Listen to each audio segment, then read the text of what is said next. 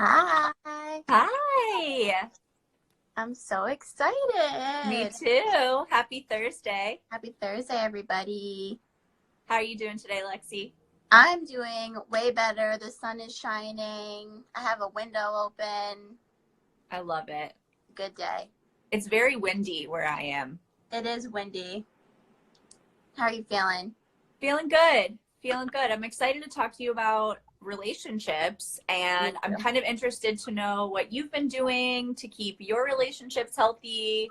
I know that you've been social distancing. Yes. So me and my partner have been social distancing. So we haven't seen each other in about like 2 weeks. So we've Wow. had to get creative, as I'm sure you and your partner have gotten creative living together and not being able to go outside. That's right. we're stuck in the apartment. So what types of things have you two been doing? Well, so I personally am a big fan of this new app called TikTok. And I'm very well versed in TikTok myself.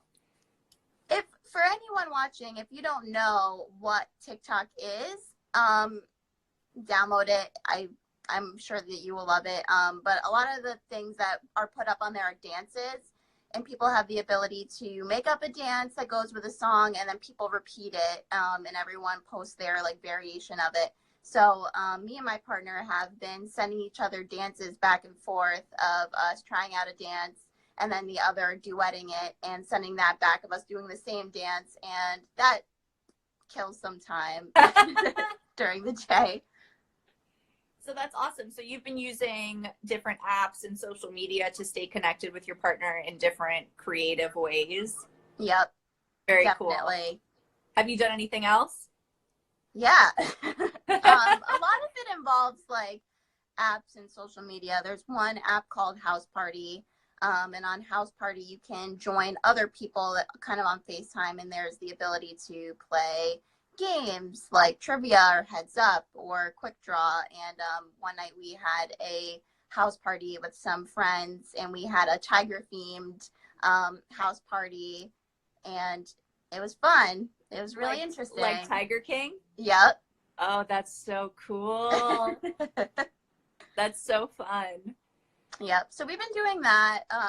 It's also fun to just use FaceTime to do things that you would do normally, like exercising or doing yoga together. We made dinner together. We both had the same ingredients, which were basically just a box of pasta and tomato sauce. And we made dinner together and then ate together. And it was almost as if we were, together. So we're just trying to get creative and spend time together. That's really cool. Do you feel like it's at just as good as being together or close to being as good as being together? I would say it's pretty close to as good as being together, as long as you keep it interesting. You kind of talk about more of like lighter stuff, not stressing so much about the heavier conversations that maybe we typically have, because we want to keep it light. We want to keep it fun. So just trying to find stuff like that to do. But what about you? Well, so I live with my partner, and so for the last, has it been 3 weeks maybe? It's been 3 weeks. We've been quarantined in the house together. And so, I definitely think that it's the line between work and home is very blurred right now. And so it's really important that when it's the working hours of the day, we set boundaries about like which part of the apartment we're going to be in. And if I'm on a video conference, I need to communicate that I am so that we can like keep that kind of boundary around work, which has been strange because the routines are so different than they were Right. before this all happened. But we have been really doing a lot of creative different things to make life interesting during this time, because it's really just like the four walls of our apartment that we're seeing. Right. So trying new dishes to cook together has been one thing that we've been doing. And last night we made some weird salad concoction that we have never tried before. We put salt on watermelon, which was pretty cool. And we you know, we both really like mystery TV shows. So we've been starting new Netflix series together, and then talking about them afterwards. We've been trying to like reserve one night a week to have a date night, whereas the other nights of the week we're just sort of, you know, doing our own thing. Right. But one thing that we found to be really important is to make sure that we have structured alone time during this time.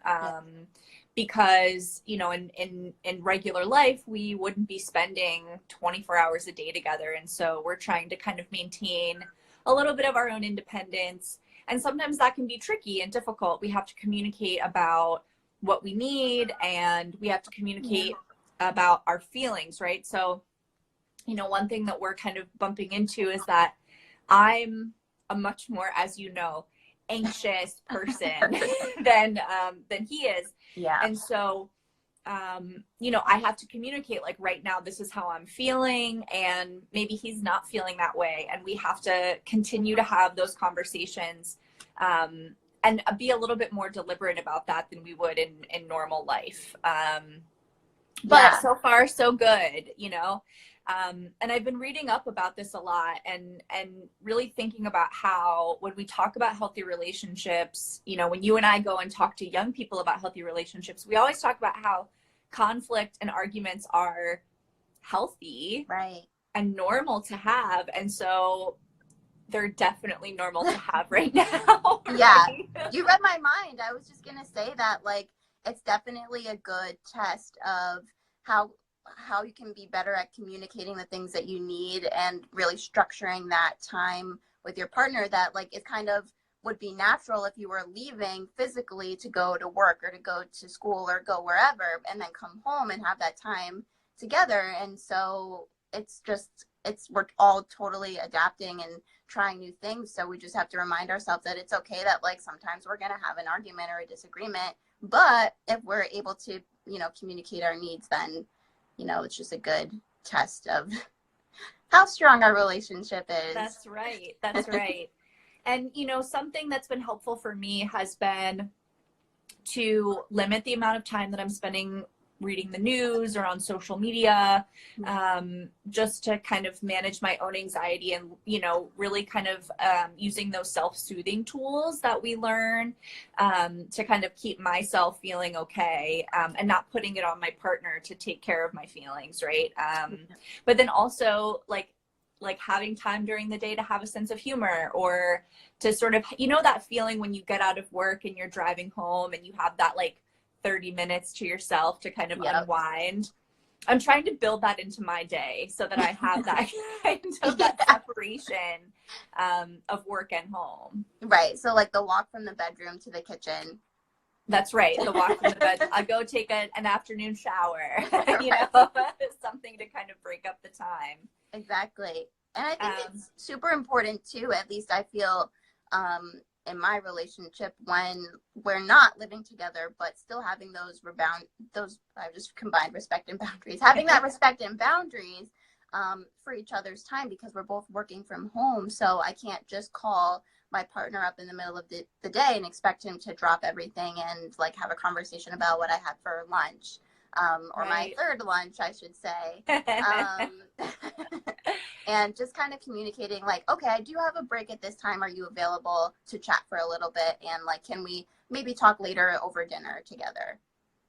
Right. I think that's so important. I think that all of the, really the same rules apply in this situation that would apply outside of the situation. So the boundaries that we set, the communication around those boundaries, right, around like our time and what we're comfortable talking about, and all of that is really important. You know, and respecting that as we communicate with each other. And I think it's also, you know, it's good to talk to you because it's helping me remember that it's okay to make mistakes. I don't think that there's anyone who knows how to do this perfectly. No. How has it been? I'm just so interested. So you also you're social distancing from your partner, but what are you doing with your family? How has that been? Because you're with your family, right? Yes. So That's interesting. We definitely all kind of pick a different area of the house to be in during working hours, and stick to those spots, and maybe sometimes bump into each other in the kitchen on the way down for a snack. But during the day, we pretty much have pretty good boundaries of like, okay, I know this person is working on something. I'm not going to just walk into their room and start talking about something. And then kind of all coming together for dinner time and talking about what we did today, even though we were all in the same house. That's awesome. That's awesome. It's kind of similar to what I'm doing at home. Right. We had someone ask, what do you do when your partner gets in your space too much? Rosie, do you want to share about this one? I sure do. So like I said before, you know, we don't have the built-in boundaries that we have in normal life, right? So there have been moments where I felt a little claustrophobic, a little cramped by my partner. And so it's really important that I communicate, like, I need some time. I need to, you know, have a few minutes of alone time, even a few hours of alone time in some cases. And as uncomfortable as I think that can be sometimes, especially when we're talking to someone that we love, it's really important that we're adaptable in these moments, because we do need our space, right? We usually get it. And in these situations, you know, it's not as accessible to us. So it's okay to speak up for what you need. And something that I'm really trying to focus on is being as assertive as possible in a compassionate, kind way without snapping, because I can tell you that tensions have been high for me. And so it's been easy for me to want to snap. But instead, if I can just be as assertive as possible up front about how I'm feeling and what I need, then usually my partner is pretty receptive to that, and vice versa.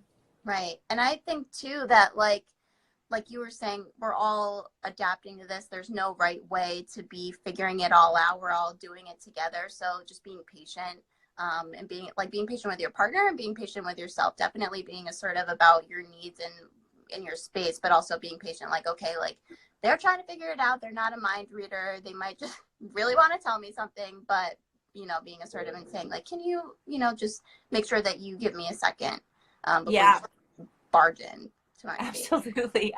Knock before you come in. Yeah, exactly.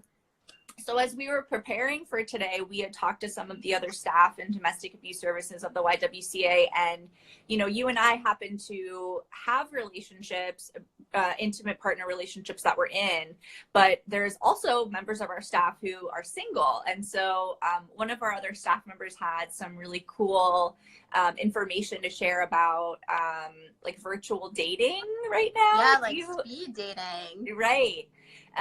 So I think some of the different, like Bumble or Tinder, or some of those different apps are doing a lot of like virtual.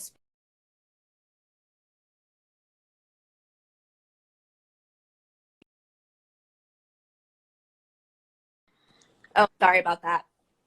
That's okay. My phone told me that I'd been on social media for too long today. I usually set a limit for myself, but these days this is my life. Right. What about friendships? How have you been staying connected with friends? Yeah, I mean, I think it goes back to like social media, like Party or Snapchat, staying connected in those ways and trying to do it in a way that makes it feel like it's not awkward or it's not weird that we're not really together, but trying to still have like happy hours together or coffee dates in the morning. I think that's really important because everyone is kind of craving that social contact, and you might not really realize it until you are like face to face with someone rather than texting or calling. Right. I think that face to face is really, really important. I agree. And that's funny because you just reminded me, actually, Lexxie and I every morning have been having our coffee together the way that we would in the office. We usually would, you know, congregate in the morning and have our cup of coffee together. And so we've been doing that over FaceTime every morning. And that's been nice for me to just feel connected and feel like I'm communicating with someone. And someone else said that they were using Zoom to stay connected with friends, which is cool because with Zoom, you can see more than one person at a time. Yeah. so we've been doing that for our staff meetings, but it's also a really good tool to use if you're just like wanting to hang out with friends. There's also Netflix watch Yes. parties. Yeah. Have you done that yet? I haven't tried it. I haven't tried it yet, mostly because I can't agree on what to watch a lot with people. So until then, I will try it though. Awesome. All right. Next time we'll check in about Netflix watch parties. Right. Well, so Lexxie and I actually compiled some clips of us doing different activities with our partners and different self-care activities that we've been doing. And so stay tuned because we're going to post some of those and just kind of show you how we've been occupying our time. And we have an email address if people have questions or want to engage with us further. What's that email address? I can't remember it. It is community.ed@ywcagreenwich.org. So you can send an email asking us a question. You can DM us for any questions. Or if you have a question about a relationship, then you can always reach us at our 24/7 hotline. You want to give the number, Rosie? Sure. It's 203-622-0003. And we'll also post that in our story later. That number is available, like Lexxie said, 24 hours a day, 7 days a week. And so you're more than welcome to give us a call. And like Lexxie said, please DM us, email us. We'd love to hear from you and hear how you're handling this time. And we're hoping to continue to engage with you as much as we can throughout, throughout the COVID-19 time, to have as many conversations as we can with the community. We really love to hear from you. Right. And Rosie was saying before that we're going to post some clips of us that we did with some of the things that we've been experimenting with. Rosie, which one was your favorite to do? My favorite has been crafting.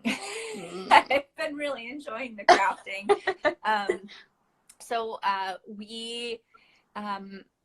we have a lot of crafting supplies in our apartment that we haven't really used. And so we've been breaking them out. And the other night I created I painted a jar and I've been putting little slips of paper inside the jar with notes to myself about like wishes that I have for this time. So, I love that. Yeah, it's been cool.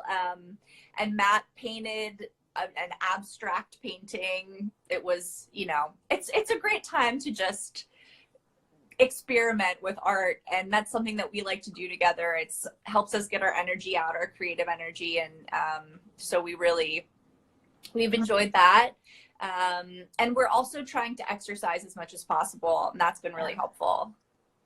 That's great. What was your favorite?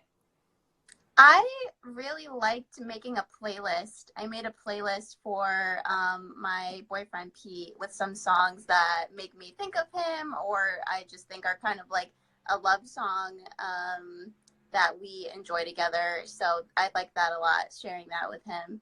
That's awesome. And I think we have a picture of that, so we'll post that on the story in case anyone wants any song recommendations. Yes. Well, thank you everyone for joining us, and please stay tuned because we're going to post some more information about what we've been doing, and we'd love to hear from you and hear how you are handling this time. And if you have any questions, please DM us. We'll try to stay as connected as possible to you, and hopefully we'll do this again.